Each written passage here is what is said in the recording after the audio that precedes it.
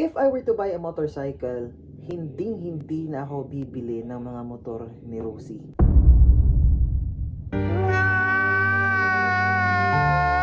Yes, tama ang narinig nyo. Before nyo ako i-bash or before nyo i-invalidate yung idea ko, I just want you to know guys na hindi ako basher or hater ni Rosie. Hi guys, it's Jem and welcome sa channel ko. So kung matagal ka ng subscriber dito sa channel ko at kung matagal ka ng sumusubaybay sa mga videos ko dito sa aking channel, alam mo naman siguro na hindi ako basher or hater ng Rosie by any means. Kasi nga yung mga videos na ina-upload ko dito ay tungkol sa pagpapahayag kung gaano kaganda yung mga motor ni Rosie or kung gaano sila nag-improve sa mga nakaraang taon. Ito yung 5 rason kung bakit hindi na ako bibili ng Rosie.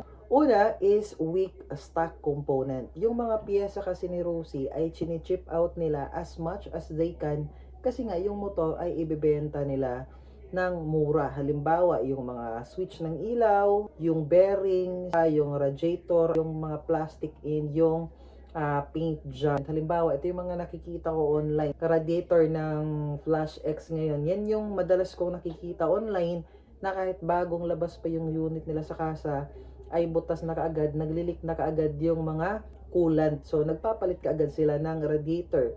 And aside from that, eto pa, yung kanilang IACV, madalas nilang minamanual IACV kasi nga hindi na maganda yung mino, tumataas, minsan namamatayan sila sa traffic kasi nga madaling masira yung IACV. Yung switch ng ilaw, isa din yan sa mga pinoproblema ko nung nagkaroon ako ng Rosie Flash na V1. Since 2021 pa yun. So, isa talaga yan sa mga problema ko yung switch ng ilaw. Minsan gumagana, minsan hindi. And ito pa, hindi ko madalas nakikita ito. Pero, isa rin to sa mga problema ng motor ni Rosie. Yung kanilang chassis. Sa chassis, meron ng sira. So, pinapa-welding na nila.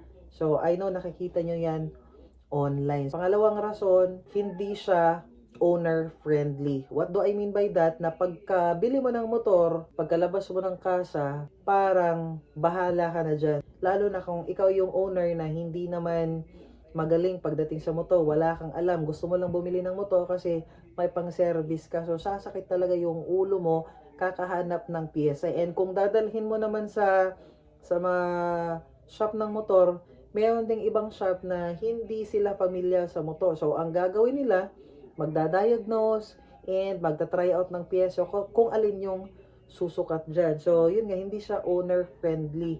Hindi kagaya ng mga ibang brand na pag sinabi nating pang Winner X, meron ka agad mabibili. Well, meron namang mga compatible parts. Halimbawa, yung flash ko na version 1. Ang kasukat niyang mga piyesa is pang TMX Supremo and pang CRL. So, sa mga 150X, ang pareha nilang piyesa ngayon, pang RS150, pang K56 engine. Ang pangatlong rason is yung kanyang resale value.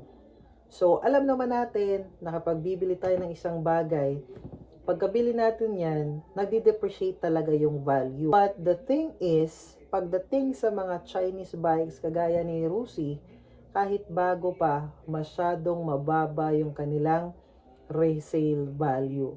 Well, don't get me wrong, hindi naman, most of us, hindi naman tayo bumili ng motor para ibenta. Pero, you know, baka merong emergency and kailangan natin i-sacrifice yung motor natin. So, hindi natin mabenta ng mataas kasi yung kanyang resale value is mababa. Pang-apat is yung kanyang aftermarket support. Example, kagaya ng nangyari sa akin, nadisgrasya ako and nasira yung front fender ko. So, ang ginawa ko is umorder ako sa kasa. Yun, nag-down ako. And then, akala ko, mga 1 month to 2 months, ay dadating na yung piyesa na in-order ko. Pero, to find out, pagpunta ko doon sa ano nila, sa branch, wala silang stock. Okay, nag-iisang buwan na, pero wala silang stock. So, ang ginawa ko, kinuha ko na lang yung dinown ko na pera. So, yun nga, pahirapan pagdating. Okay lang kung makina kasi mayroon ka mang mahahanap na compatible parts. Pero pagdating talaga sa mga cover, sa mga plastic, sa mga ilaw, kailangan mo talagang bumili ng stock or OEM parts sa kanila. Kasi wala namang kasukat na covers yung Rusi Flash natin eh. Wala naman. Pang Winner X, hindi naman sukat yon. Pang GTR, hindi. So, wala talaga. So, kung mababasag yung fairings mo, ay wala. Order ka talaga. Tapos, kung walang stock, ay hindi mo muna magagamit yung motor mo.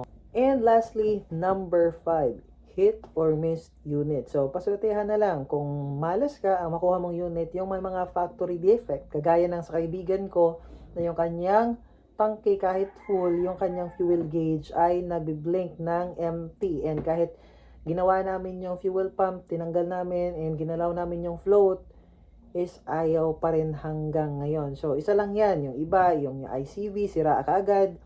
Yung auto sensor, sira kaagad. Yan lang yung mga posibleng makuha mo if yung nabili mong unit is may factory defect. Pero kung swerte ka naman, kagaya ko, na kahit matagal na yung motor ko, na-acquire ko siya since 2021 hanggang ngayon, 2026 June.